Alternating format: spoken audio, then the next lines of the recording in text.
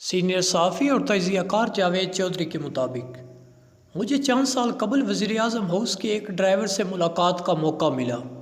یہ کسی کام کے سلسلے میں میرے پاس آیا تھا۔ میں نے اسے اپنے پاس بٹھا لیا اور اس سے موجودہ اور سابقہ صاحبوں کے بارے میں پوچھنا شروع کر دیا۔ وہ آہستہ آہستہ بتاتا چلا گیا اور میں حیران ہوتا گیا۔ میں نے اس سے محترمہ بے نظیر بھٹو اور میاں نواز شریف کے بارے میں خصوصی طور پر پوچھا۔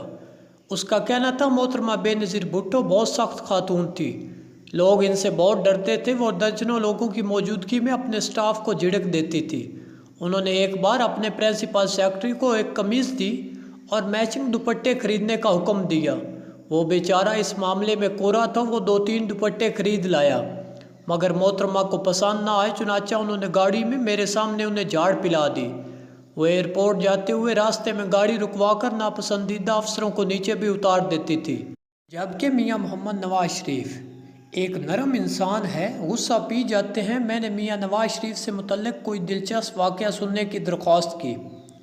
اس نے ہنس کر بتایا، یہ 1992 کا واقعہ ہے۔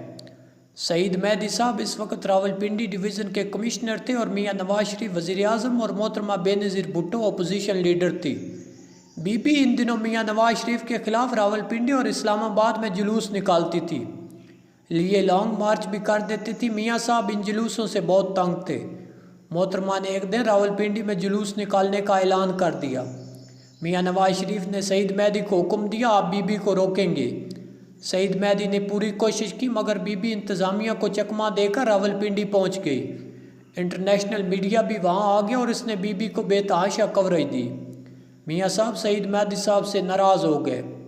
مہدی صاحب انہیں مل کر اپنی پوزیشن واضح کرنا چاہتے تھے مگر میاں صاحب ان سے ملاقات کے لیے راضی نہیں ہو رہے تھے۔ میاں صاحب کے سیکرٹری مہدی صاحب کے بارے میں سافٹ کارنر رکھتے تھے۔ یہ روز سعید مہدی کا نام وزیر اعظم کے ملاقاتیوں کی فہرست میں ڈال دیتے تھے لیکن میاں صاحب ان کا نام کاٹ دیتے تھے۔ سیکرٹری صاحب نے آخر میں میری مدد لی۔ انہوں نے مجھ سے کہا، میاں صاحب آج وزیر اعظم ہاؤس سے ایئرپورٹ جائیں گے، تم نے مہدی صاحب کو گاڑی میں بٹھا لینا ہے۔ سیکرٹری صاحب کو یقین تھا میاں نواز شریف مہدی صاحب کو کم از کم گاڑی سے نہیں اتاریں گے۔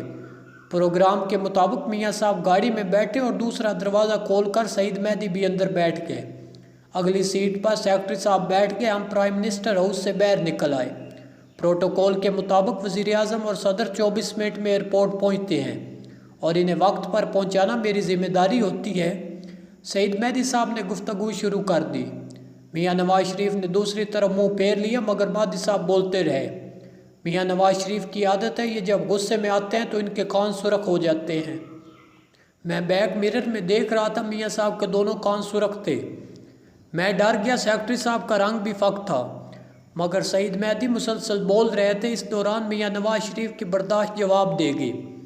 وہ مہدی صاحب کی طرف مڑے اور انہوں نے غصے سے کہا، مہدی صاحب آپ کو میرے احسانات یاد نہیں آئے؟ میں نے آپ کو کہاں سے اٹھایا اور کہاں پہنچا دیا؟ میاں صاحب اس کے بعد اپنے وہ تمام احسانات دہرانے لگے جو انہوں نے مہدی صاحب پر کیے تھے۔ مہدی صاحب چپ چاپ سنتے رہے۔ وزیر اعظم جب تھک گئے تو مہدی صاحب نے ان کی طرف دیکھا اور میاں صاحب سے مخاطب ہوئے، میاں صاحب یاد رکھیں مجھ پر یہ تمام مہربانیاں میرے اللہ نے کی ہیں، آپ صرف وسیلہ تھے۔ میں وسیلہ بننے پر آپ کا صرف شکریہ ادا کر سکتا ہوں مگر میرا شکر صرف اللہ کی امانت ہے۔ یہ سن کر میاں نواز شریف نے چند لمحوں کے لیے منہ پھیر لیا۔ وہ کھڑکی سے باہر دیکھنے لگے، پھر انہوں نے اچانک میرے کندھے پر ہاتھ رکھا اور حکم دیا، گاڑی روک دو۔ ہم لوگ اس وقت فیض آباد کے قریب پہنچ چکے تھے۔ فیض آباد کا پل ابھی نہیں بنا تھا اور راول ڈیم چوک سے لے کر فیض آباد تک ویرانہ ہوتا تھا۔ میں نے گھبرا کر سیکرٹری صاحب کی طرف دیکھا، وہ بھی انتہائی پریشان تھے۔ ہم پروٹوکول کے ضابطوں کے مطابق وزیر اعظم کی گاڑی راستے میں نہیں روک سکتے تھے، چنانچہ میں گاڑی چلاتا رہا۔ میاں صاحب نے مجھے دوسری بار سخت لہجے میں حکم دیا، گاڑی روکو۔ میں نے سعید مہدی کی طرف دیکھا، ان کے چہرے پر سکون اور اعتماد تھا۔ وہ ذہنی طور پر ہر قسم کے حالات کا سامنا کرنے کے لیے تیار تھے۔ میں نے گاڑی روک دی۔ ہمارے رکتے ہی پروٹوکول اور سیکورٹی کی تمام گاڑیاں رک گئی۔ کمانڈوز نے نیچے کود کر پوزیشن سنبھال لی۔ میاں صاحب گاڑی سے اترے اور سڑک سے نیچے اتر گئے۔ سامنے جھاڑیاں تھیں، وہ جھاڑیوں میں چلے گئے۔ ہم خوف اور پریشانی کے عالم میں انہیں دیکھنے لگے۔ وہ جھاڑیوں میں ککر کے ایک درخت کے قریب رکے۔ کانوں تک ہاتھ اٹھائے اور نماز شروع کر دی۔ وہ ننگی زمین پر رکوع بھی کر رہے تھے اور سجدے بھی۔ ہم لوگ انہیں بلندی سے دیکھ رہے تھے۔ ہم میں سے کسی میں نیچے اترنے کی ہمت نہیں تھی۔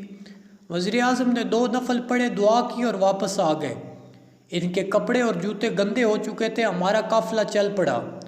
گاڑی میں مکمل خاموشی تھی۔ سیکرٹری صاحب نے ذرا سی ہمت کی اور گیلا ٹیشوز کا ڈبہ ان کی طرف بڑھا دیا۔ میاں صاحب نے ایک ٹیشو اٹھایا اور سعید مہدی سے مخاطب ہوئے۔ مہدی صاحب، میں معافی چاہتا ہوں، میں غصے میں بڑا بول گیا تھا۔ آپ کی بات درست تھی، ہم انسان کسی کو کچھ نہیں دے سکتے، ہم صرف وسیلہ بنتے ہیں۔ مجھے محسوس ہوا میں تکبر میں آ گیا ہوں، چنانچہ میں نے فوراً توبہ کے 2 نفل ادا کیے۔ آپ بھی مجھے معاف کر دیں۔ یہ سن کر سعید مہدی کی آنکھوں میں آنسو آ گئے۔ انہوں نے ٹیشو اٹھا کر آنکھوں پر رکھ لیا۔ میاں صاحب ایئرپورٹ پر اترے، جہاز پر بیٹھے اور لاہور روانہ ہو گئے۔ لیکن یہ واقعہ ہمیشہ کے لیے میرے ذہن میں نقش ہو گیا۔ میں نے ڈرائیور سے پوچھا، آپ کتنے وزرائے اعظم کے ساتھ ڈیوٹی کر چکے ہیں؟ اس نے سر کھجایا اور بولا، میں 7 وزیر اعظموں کا ڈرائیور رہ چکا ہوں۔ میں نے 3 درجن سے زائد عالمی لیڈروں کو بھی ایئرپورٹ سے ایوان صدر، وزیر اعظم ہاؤس اور وہاں سے واپس ایئرپورٹ پہنچایا۔ میں نے اس سے پوچھا کہ آپ نے محترمہ بے نظیر بھٹو اور میاں نواز شریف کے ساتھ بھی کام کیا؟ اس نے مسکرا کر جواب دیا، دونوں کے ساتھ دونوں ادوار میں کام کیا۔ میں نے اس سے پوچھا، بے نظیر بھٹو اور میاں نواز شریف میں کیا فرق تھا؟ وہ مسکرایا اور اس نے دونوں کی شخصیت کا تجزیہ شروع کر دیا۔ ہم لوگ پوری دنیا سے چھپ سکتے ہیں، ہم خود کو اپنے دوستوں اور دشمنوں تک سے چھپا سکتے ہیں۔ ہم دنیا کو جعلی اور نقلی مسکراہٹ سے بھی بہلا سکتے ہیں، مگر ہم خود کو اپنے ڈرائیوروں سے نہیں چھپا سکتے۔ ہم لوگوں سے ہاتھ ملاتے ہیں، ان کا شکریہ ادا کرتے ہیں اور ان پر مسکراہٹیں نچھاور کرتے ہیں، مگر ہم جو ہی اپنی گاڑی میں بیٹھتے ہیں، ہم مسکراہٹوں، شکریہ اور بائے بائے کے ماسک اتار کر سائیڈ پر رکھ دیتے ہیں۔ ہمارا اصل چہرہ پوری طرح ننگا ہو جاتا ہے، ہمارا اصل سامنے آ جاتا ہے، اور اس اصل کا پہلا گواہ ہمارا ڈرائیور ہوتا ہے۔ آپ دنیا بھر کے ڈرائیوروں کی عادتیں نوٹ کر لیجئے، آپ کو ان میں 3 چیزیں مشترک ملیں گی۔ آپ جو ہی گاڑی میں بیٹھیں گے، ڈرائیور بیک مرر سے آپ کے چہرے کو غور سے دیکھے گا۔ یہ اس وقت آپ کے چہرے کا ننگا پن دیکھ رہے ہوتے ہیں، یہ آپ کا اصل روپ دیکھ رہے ہوتے ہیں۔ دوسرا، یہ جب بھی کسی جگہ رکتے ہیں، یہ گاڑی سے اتر کر دوسرے ڈرائیوروں کے ساتھ بیٹھتے ہیں اور یہ دونوں چند لمحوں میں آپس میں اپنی معلومات کا تبادلہ کر لیتے ہیں۔ یہ اس سفر کے دوران اپنے صاحب کے بارے میں جو محسوس کرتے ہیں، وہ نہایت ایمانداری سے وہ سب کچھ اپنے ڈرائیور بھائی کو بتا دیتے ہیں، اور یہ معلومات شام تک پورے شہر تک پہنچا دیتا ہے۔ تیسرا، ڈرائیوروں کی ججمنٹ بہت تیز ہوتی ہے۔ آپ پوری دنیا کو دھوکہ دے سکتے ہیں، مگر آپ اپنے ڈرائیور کو دھوکہ نہیں دے سکتے، کیونکہ یہ چہرے پڑھنے کا ماہر ہوتا ہے۔ یہ دھوکے باز، جھوٹے، فریبی، اچھے، نیک اور ایماندار شخص کو فوراً پہچان جاتا ہے۔ لہٰذا آپ اگر کسی شخص کے بارے میں اصل اور مکمل معلومات حاصل کرنا چاہتے ہیں تو آپ کو اس کے ڈرائیور کو اعتماد میں لینا چاہیے۔ وہ آپ کو جو معلومات دے گا وہ 100% سالڈ ہوگی۔